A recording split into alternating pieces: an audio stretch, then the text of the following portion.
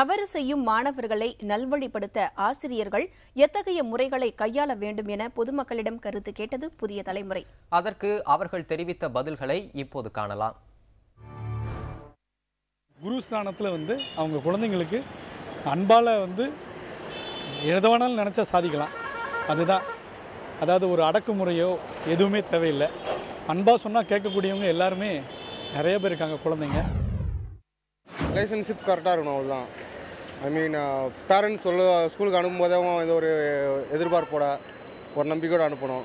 ஸ்டூடெண்ட்ஸும் பார்த்திங்கன்னா அவங்க டியூட்டி என்னவோ அந்த டியூட்டி கான்சியஸ் அவங்களுக்கு ஸ்டூடெண்ட்ஸுக்கு இருக்கணும், டீச்சர்ஸ்க்கு இருக்கணும், பேரண்ட்ஸ்க்கு இருக்கணும். வீட்டில் நம்ம பசங்களை நல்லபடியாக நல்ல விஷயத்த சொல்லி தரணும்.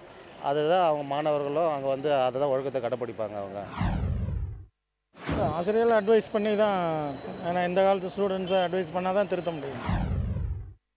அன்பாக தான் பசங்களை வழி நடத்தணும். அன்புக்கு அடங்காதான் யாருமே கிடையாது. அன்பு எல்லாருமே அதிகமாகிடுவாங்க. அன்பாக சொல்லி அடிக்காமல் தொழிலை திருத்தினா பசங்க எல்லாம் கேட்பாங்க.